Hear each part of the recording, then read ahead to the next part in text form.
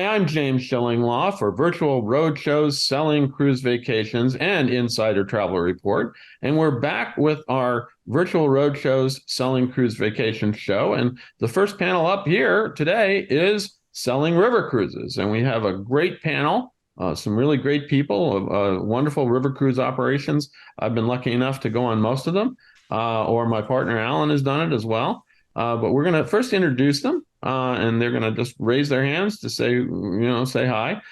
First, we have Alex Pinello, who's Senior Vice President Sales for AMA Waterways. Hello, Alex. Hi, James. Hi, everybody. And then we have Jennifer Halbeth, who's CEO of Riverside Luxury Cruises. Hi, Jennifer. Jen? How are you doing? Hey, James. And hey, everyone on. Excited to be here. And then we have Angela Composto, Vice President Marketing for American Queen Voyages, our only the one in America. The rest of these are in Europe. Yeah. Yes, thank you. Thanks for having me. And then we have John Dennis, VP Sales and Marketing for Viva Cruises in Europe. Hey, John. Hey, James. Pleasure to see you. Hello, everyone. And last but not least, Michael DaCosta, who's the General Manager, North America for Croisière, also in Europe. Hey, Michael, how are you? Hey, James, great. Thanks for having me. All right, let's start right away, and we'll get right to it. And I'm going to vary my questions, and we'll try to get everybody give a chance to answer. I'm going to ask each of you in turn to briefly describe your river cruise line. You know, how many ships, where you sail, and when it started. And also briefly, and then I'll ask the next one after that. I'll ask what's new. But the first question, I'll start with you, Alex. Tell us a little bit about AMA Waterways, who you are, and what you do. For those who may not know, and most of you out there will know all these brands, but we want to give some of the folks who maybe are new to river cruising a little bit of exposure to all the brands. But Alex, start it off. Absolutely. Thank you, James. And if you don't know who AMA Waterways is, I would say, where have you been hiding? But no, I'm here to tell you a little bit about our brand. So actually, on July 1st, we just celebrated our 21st anniversary.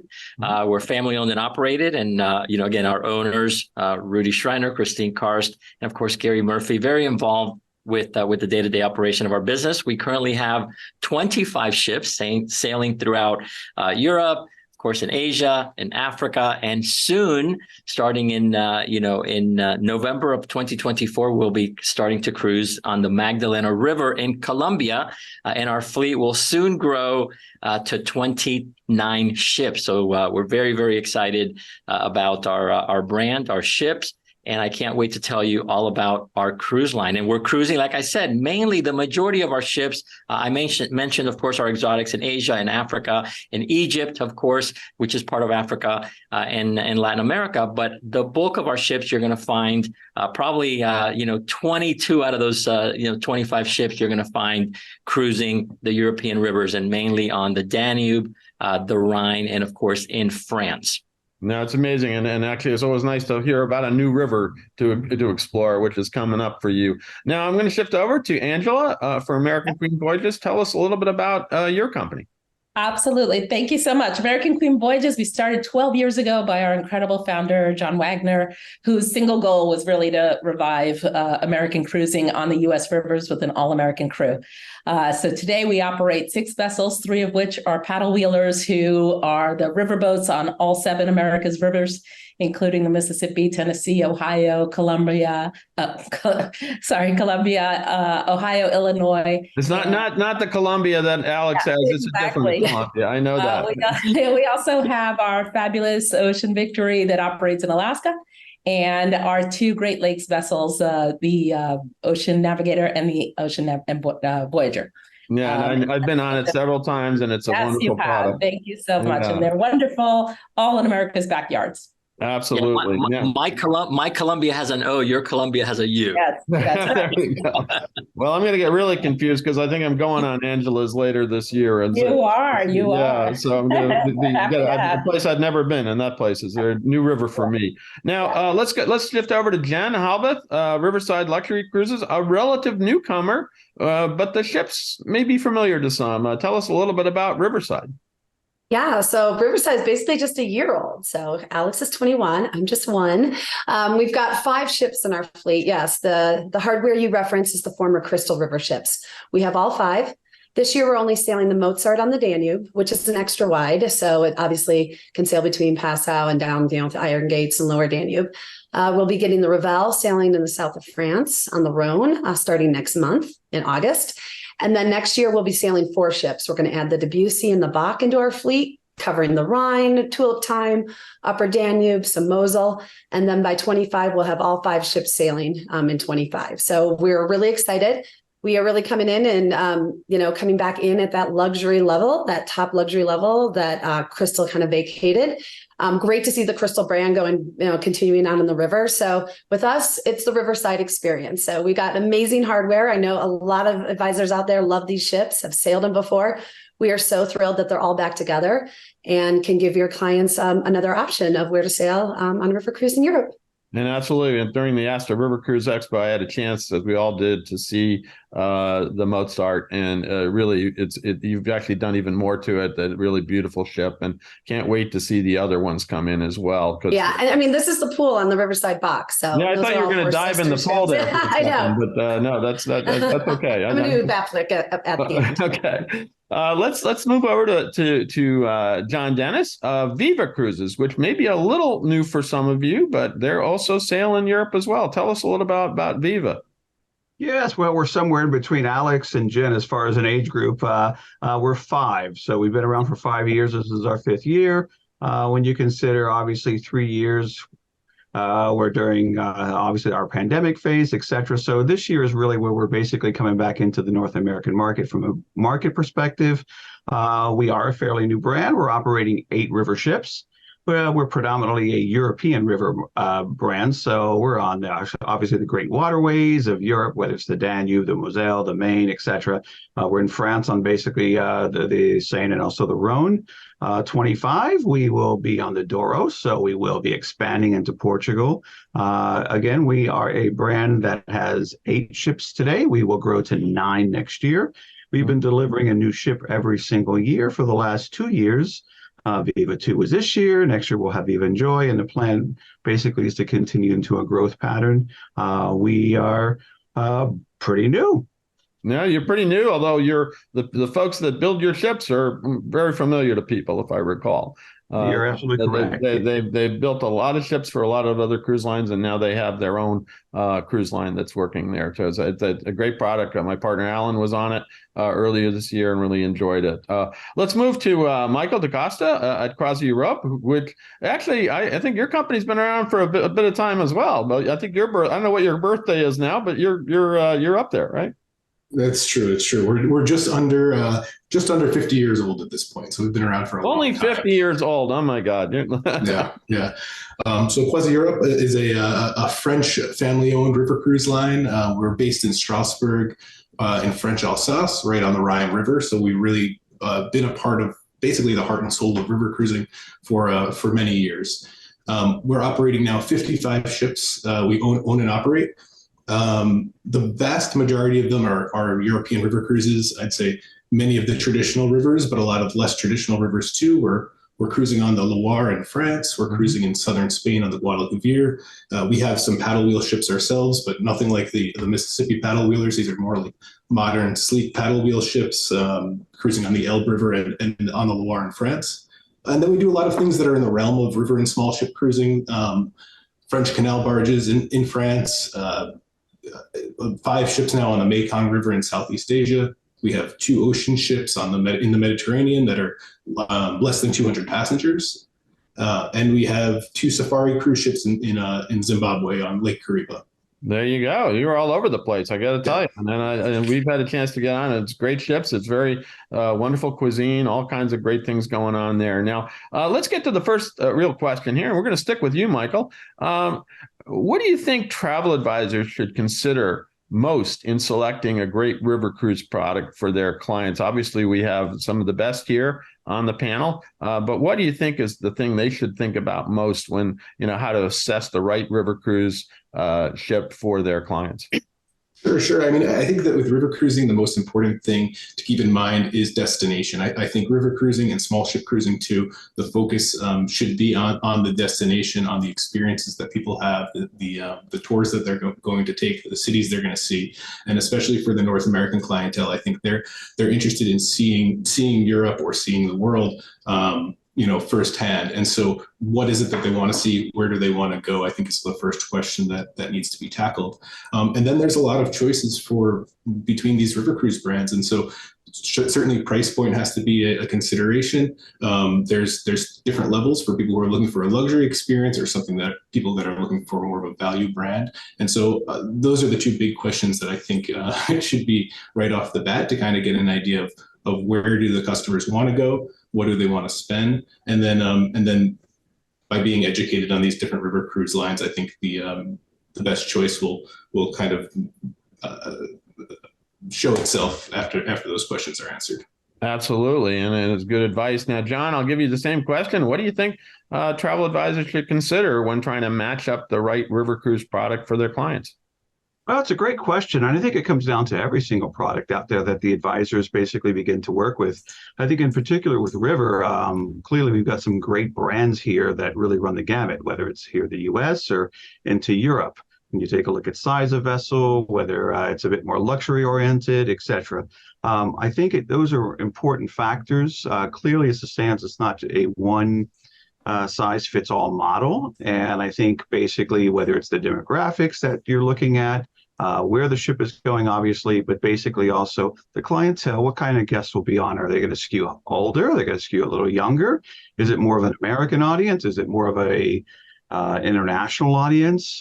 These types of things, is it a luxury? Is it a premium product? Is it an entry-level product? So the river side of things has grown so much and so dynamically. I don't think there's a bad brand out there. It just really now is going back to qualifying the guest and ensuring that we put the right guest on the right river ship so we all get a chance to basically get them back again. So if they did the Danube this year, maybe they'll do the Rhine next year. Maybe so on. They'll go on to some of the U.S. rivers. So I think collectively, we obviously are competitors somewhat, but I think at the end of the day, we all basically push rivers, and it's such a unique cruising opportunity for the guests.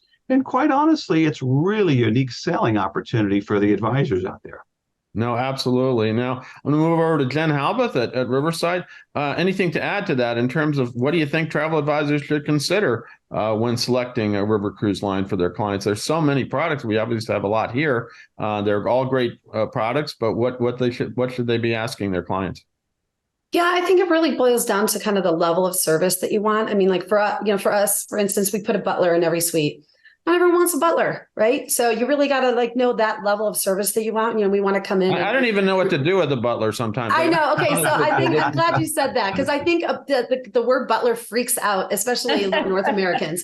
Just think of it as a personal concierge, someone who can be your go-to person when you get on the ship. So instead of you having to ask always the cruise director or go here and there, they can be your person that can just make sure that your cruise is exactly as you want it. Maybe you come back from an excursion and you're like, I always want 2 cold Diet Cokes, nice and ready for me. They'll make that happen. But again, I agree with John. Every line does a great job. The category of river cruising is exceptional. But I do think that advisors hold the key. They know their clients. They know if they've sailed Alaska, if they're an Alaska sailor, they sail for the destination, maybe a great target for a river cruiser. If they stay in certain hotels, if they stay in luxury hotels, if they've never done a river cruise, then, asking them, what do you like about the other ways you travel? And really paying attention to those cues, that will tell them what line to put them on. And I think that we all play extremely nice in the sandbox together. We all have great product, but I think when it's really said and done, as an advisor, what you're like, oh, yep, they like that hotel. They like that level of service. They're a foodie. They are more active, whatever it may be. It really boils down to you knowing how your client likes to travel. And you will, like, as John said, the line will reveal itself. Absolutely. Well, Jen, I think I need a course on how to use my butler. Okay. And he's not. I think what everyone says is, I don't want them unpacking my suitcase. I was going there. I said, I don't know. They offer that service, and I'm not sure I want to do that. But no, Nope, the butler, yeah, the I'll get butler's there comfortable. to do what you want. But someday I'll get comfortable with that. We'll see what happens. But we'll see what. Now let's move to Angela here in the U.S. An American Queen. What do you think? Obviously it's a different product. You're going to make a choice first. You're going to go to Europe. You're going to go to America. What do you think advisors should consider when selecting your Great River Cruise product? For sure. But let me just say something about the butler with Jen. I think American travelers, especially, they might get freaked out, but you only have to experience it once, and then they're like, "Oh, the butler." Ooh. Now I'm spoiled. Having worked at Crystal, right? I know that to be true.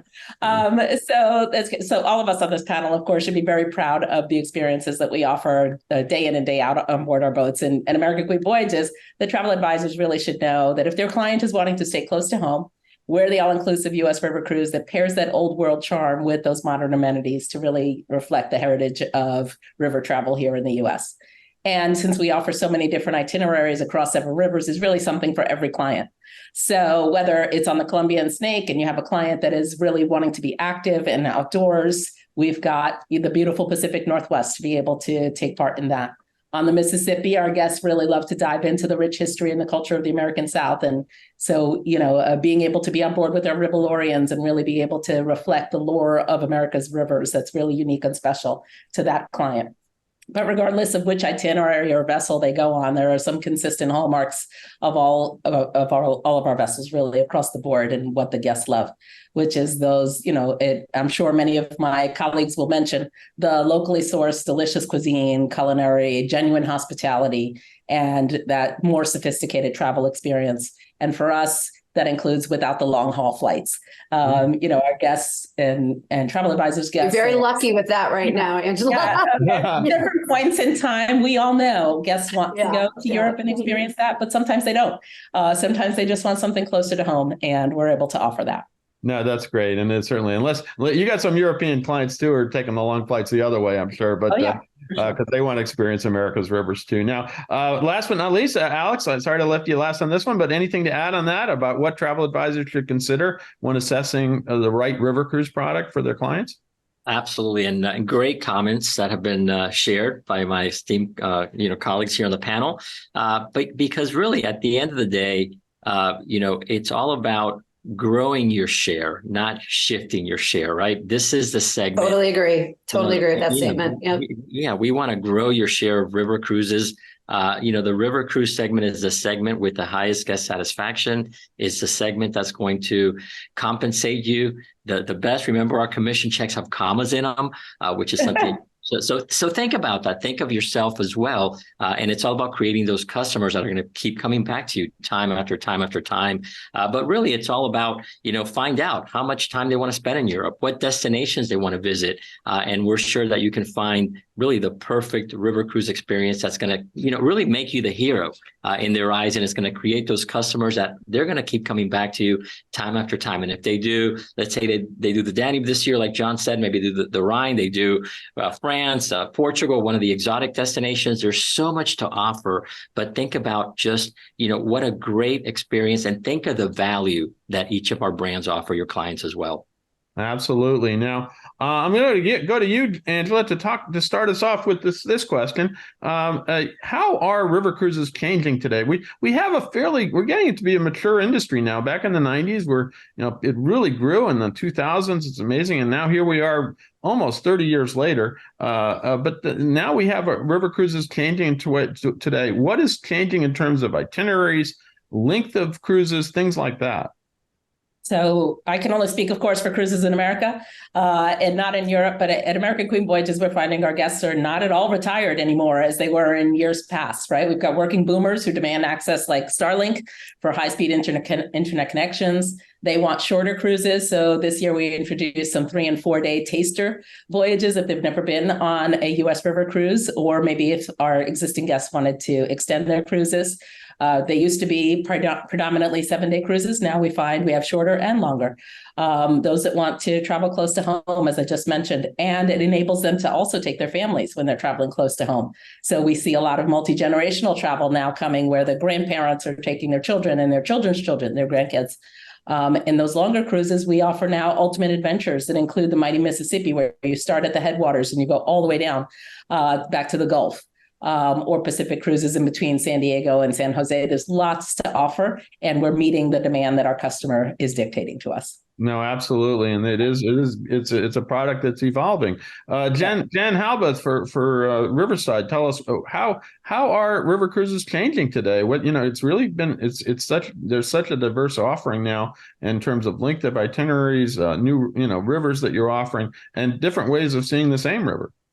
Yeah, I'll build upon what Angela said. I mean, definitely shorter. You have those options. I think a really good advisor can put a river cruise in the middle of maybe some custom FIT, right? Really giving those clients, I think, something that their clients can't go out and shop, right? I mean, we all have this great value, but we also want the advisor to shine. And I think a river cruise can be, if you are doing a more complex trip, because I do think Americans now, when they are going over to Europe, because of the high cost of airfare right now, and because how long they were stuck at home, they're going for longer, right? But it may not mean they go over and want to just do a 14-day river cruise. They may want to do a 7-day river cruise with some land here, they may get on an ocean cruise. I mean, you might be booking 3 different styles within a traveler's journey. So, and I think that river cruise can play really well into that. We have some 3 and 4 days. We have some longer ones. I think I think a lot of started going that way. And then again, it's just a variety of more active excursions, more immersive excursions. I think the main thing is flexibility. I think one of the biggest misconceptions that was out there for the longest time with river cruise, well, actually, it was kind of a combo. Everyone's over 80 and it's really like everything's locked and loaded and you have no choice. Nothing could be further from the truth. We're going younger. Everyone's going younger, and you can get off and do all the excursions. You can stay on the ship and do none of the excursions. You can sleep in every day and not hit anything till you get the barbecue lunch, maybe on their sky deck with us, but whatever they want to do, it's extremely flexible. And yet it still has the camaraderie of meeting like-minded travelers from all over the world, which is awesome. Absolutely. Now, Michael, we're going to go to you, and also sort of the similar question. And obviously, you have even you have 40 some ships, and you're going to a lot of different rivers that people don't go to. What has changed for you and for river cruising? Yeah, I think Jennifer and Angela have really nailed it. I think that there was a time, 10, 15 years ago where river cruising was like this cookie cutter 7-night Rhine River cruise, 7 or 14-night Danube River cruise. And that was in the early days. And then once people experienced it and saw how great river cruising can be, they wanted something more. And so Quasi Europe has always tried to pioneer new destinations, offer customers new places to come, because we do get so many repeat customers that we want to always offer them something new. And then developing our itineraries. So instead of just doing straight down on the Rhine River, we've got options to do the Main, the Mosel, the Neckar, which are really beautiful offshoots. And so actually customers, between changing up excursions, changing up the itineraries a bit, they can come back and do the Rhine River year after year, but I have a totally different experience on board. And I think offering those different experiences for customers is really the way to go, and to make sure that they keep coming back. Well, absolutely. And I've been saying this for years because I've done a lot of Danube cruises, and I'm trying to figure out new ways of seeing the Danube, and I think a lot of you are trying to do that as well. And that you can't just say, well, I've done the Danube. We were river cruise collectors for a little while. Are we so spoiled that we can say we've done the Danube? That's impossible. We were getting that way, Jennifer. Jen, we were getting that way. I've done the Danube. I don't need to do that again. Or I've done the Rhine. Or I've done. When it gets worse is when well. Speak of Michael, if you say I've done the Loire, but because there really isn't much except you're the only one who offers that. But it's and then same in America. I've done the Mississippi. I've done, that's why I'm going out, to Columbian Snake later this year, because I've never done those rivers. But the question is, can you go back and visit them in all these rivers? And that's, I think, the plus. Let me move over to Alex and say the same question. What is changing? I mean, in terms of length of itineraries and things like that, and ways to approach different rivers. Absolutely, James. I would ask you: is there anything you haven't done?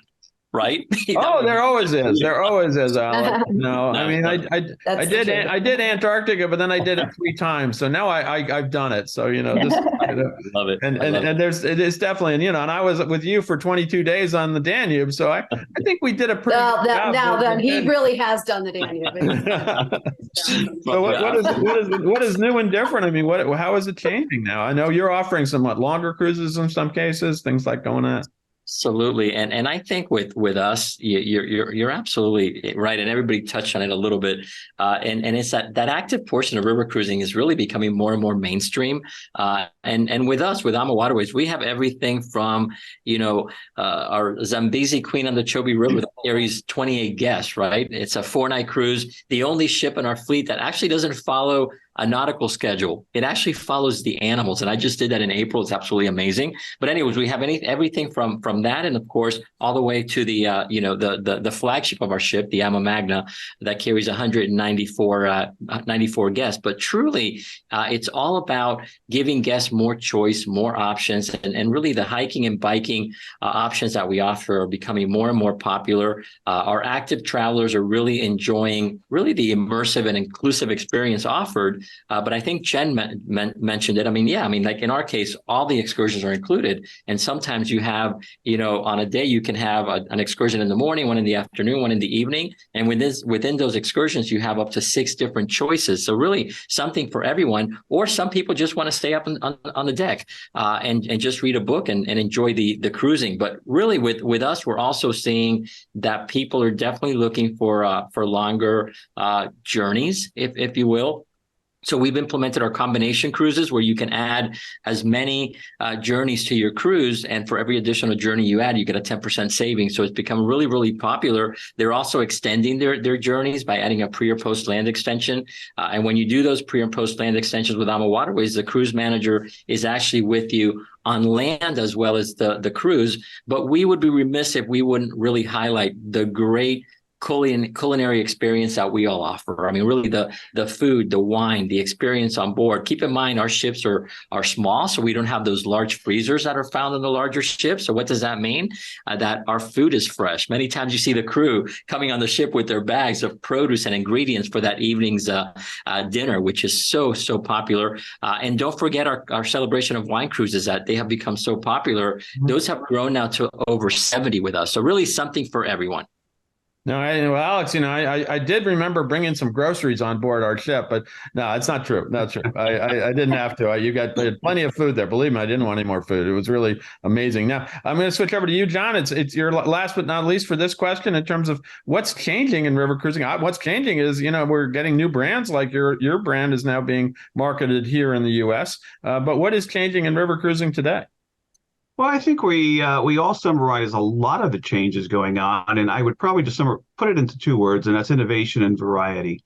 I think where we are today is, as we kind of said, okay, how many times can you see the Danube? And there's a certain amount of truth to that. But I think where we are is we're all really limited in the size of our vessels, not like our brethren on the other side in the ocean where they continue to build humongous monsters and et cetera. We're all really limited. We have to go through locks. We've got to go through bridges. But I think the teams of our individual brands have really gotten creative to try to maximize as much as we can do on these ships between multiple dining options, like on the Viva 2 that we just introduced. We've got 3 restaurants on this ship, and we'll continue that concept. Variety-wise, we're cruising year-round now on these rivers, so the experience on a Danube is very different in January than it is in July. We'll do these shorter programs as well, and just like everyone else, where really what we're trying to do is some of the concepts that really began here in the States. When you take a look at the 3 and 4 day cruise programs, we're beginning to do a lot of 7-night tour programs. So it's a cruise tour. Maybe the guest doesn't want to be on a ship for 7 to 10 nights, but they really would like to get the experience of seeing some of the different ports of call. So it's the kind of thing where maybe, that guest who says, well, I'm reluctant to do 7 nights on a cruise. Okay, we'll bring them into Munich. They can do a little Bavaria. They can get on a ship out of Passau and have a taste of the Danube and get an experience. And perhaps it opens it up, to a future program. Again, a lot of the back-to-backs, there isn't any reason why you can't sell on both French rivers if you're there, or combine a Seine with the Rhine. So the beauty of our products is we're pretty diverse across Europe.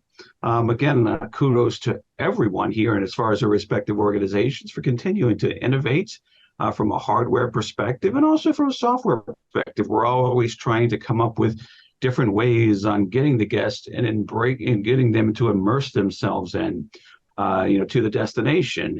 So I think if you were to take a snapshot on river cruising as it began, perhaps 25 plus years ago to where it is today, I think you would be incredibly applaud us all as far as the innovation that the brands have gone through, and really basically just this continued variety of just trying to make the Danube really continue to seem like a young river when we know that it's been around for, literally thousands of years. So I think that's where all of our brands collectively have been raising the bar for the guest and the advisors there now as they learn these different products. And ultimately, as it stands, I think we're all winners in this equation.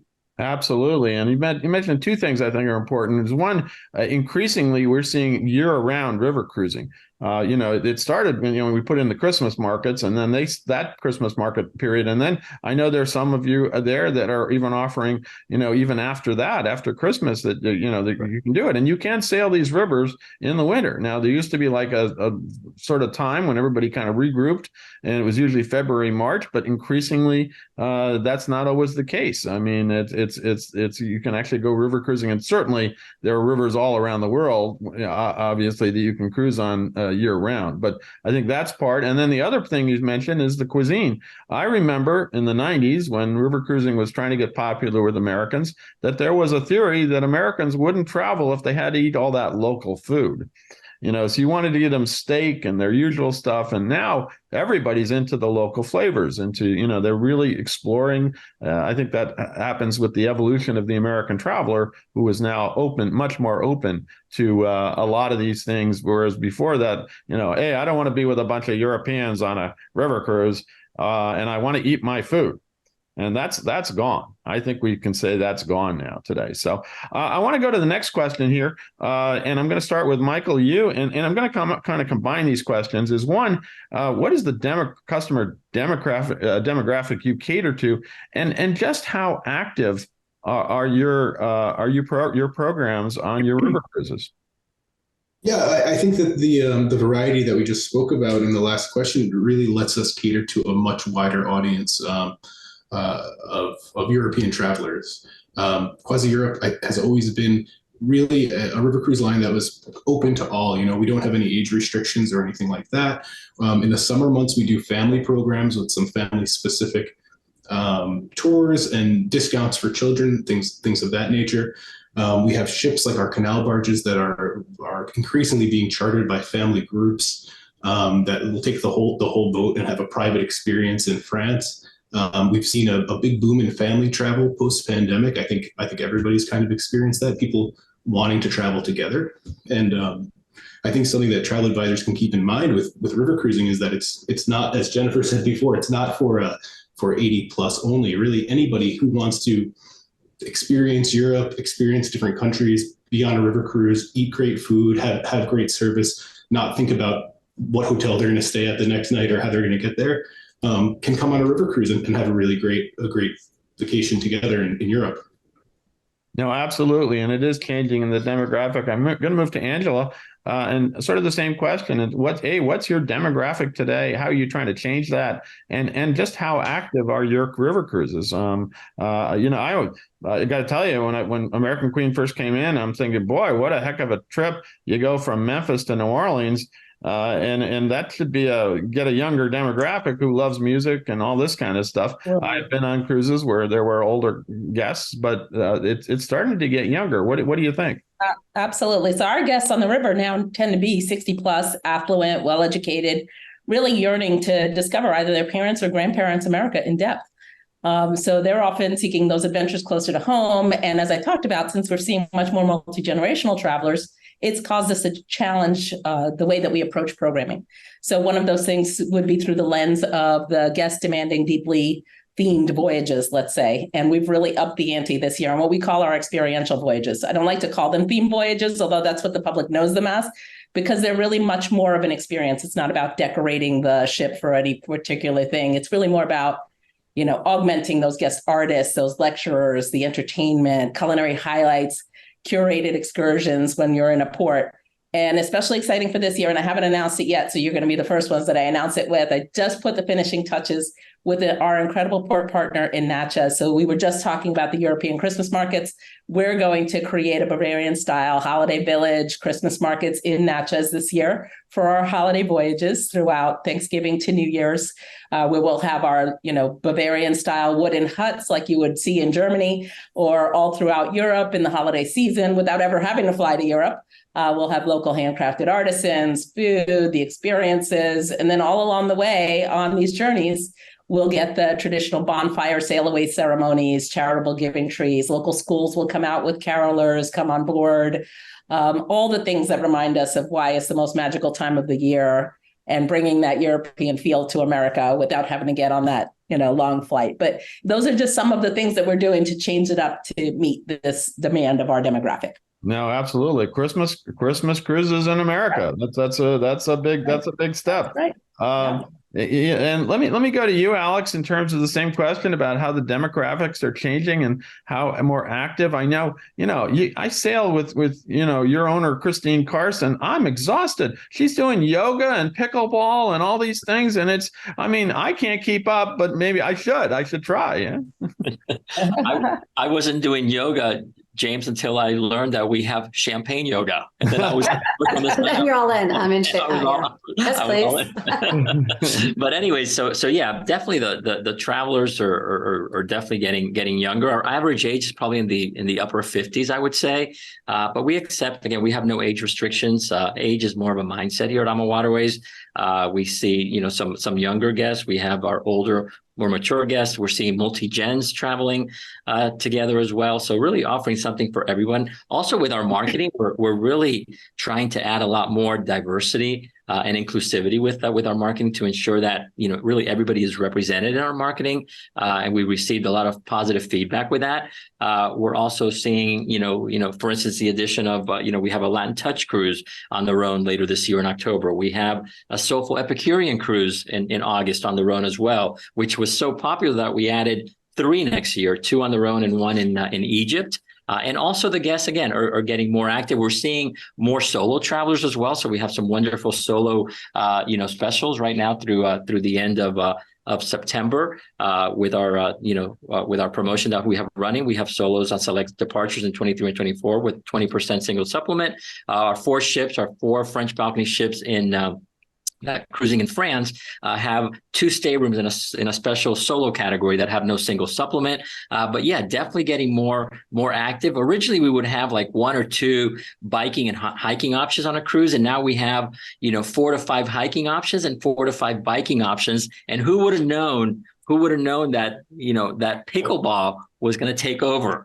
And pickleball has become so popular. And we did add a full-size regulation pickleball court aboard the AMA Magna. And I think it's had become so popular, and many of our travel advisors have really embraced that. And we've had a lot of pickleball groups that have, that have been created as a result of that on the AMA Magna.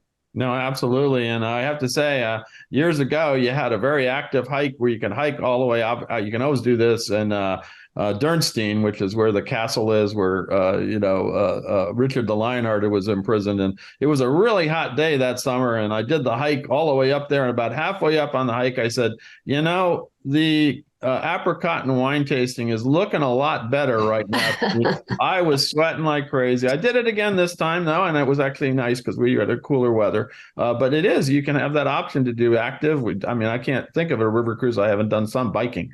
So that this is, always. Let's go to you, Jen, in terms of how the customer's changing, what's going on. I know one of your focuses is trying to make it a younger demographic. Absolutely. I think we all are, right? And I think naturally, but who's going to make the average river cruiser younger? You, advisor, you recommending it to people younger. That is the big key.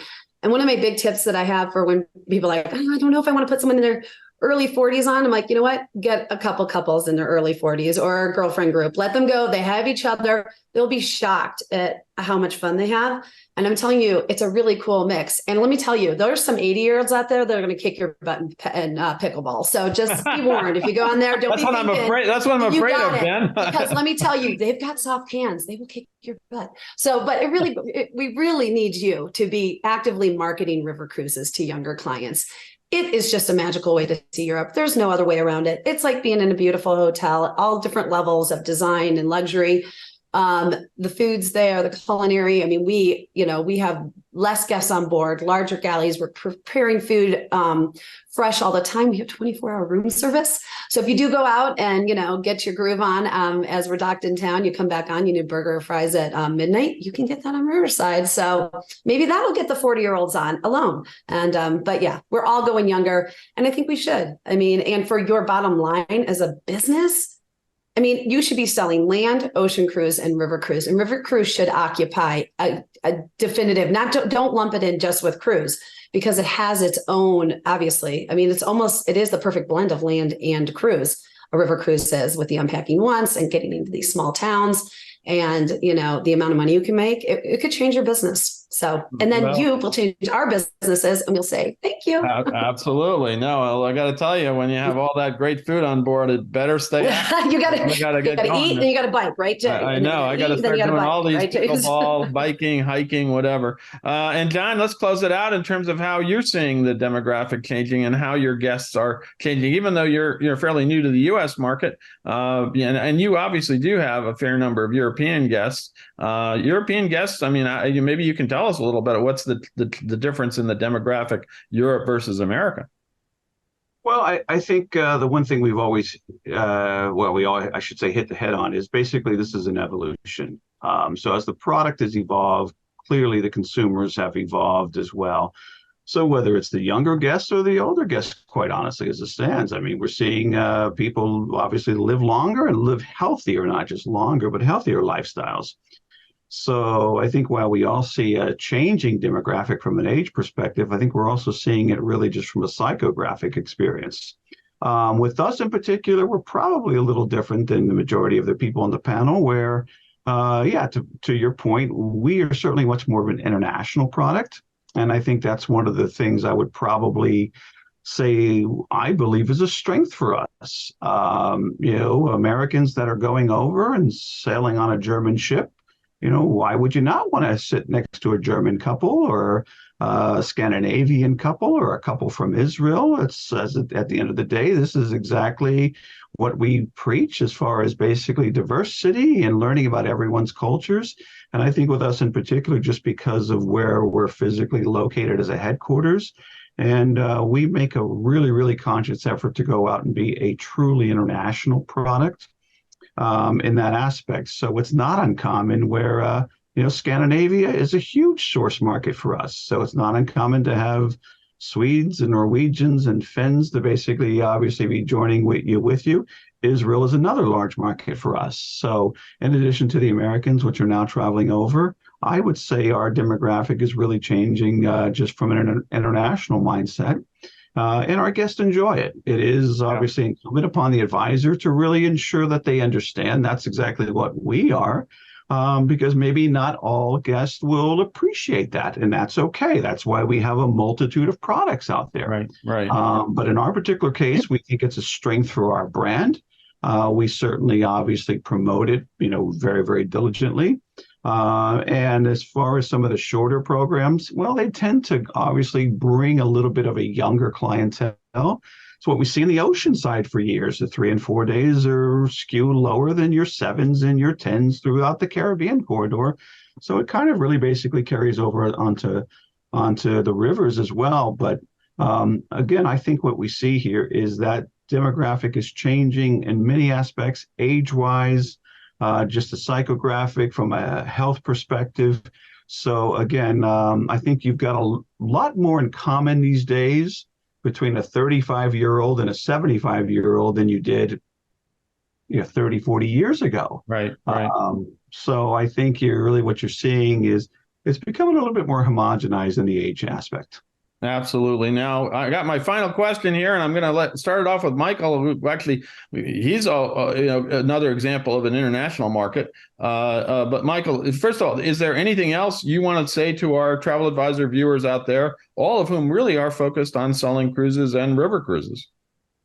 Yeah, absolutely. I mean, I think something that we've heard throughout the years always is if your customers aren't buying river cruising with you, they're still going to buy river cruising. It is a market that continues to grow. It continues to boom post pandemic, and so as soon as you can kind of hone your skills, I'd say in selling it and learn, what there is out there and educate yourself. I think the better you'll be to sell this kind of a product, and we're here to help you with that education and kind of teach you, what we have to offer as a river cruise line.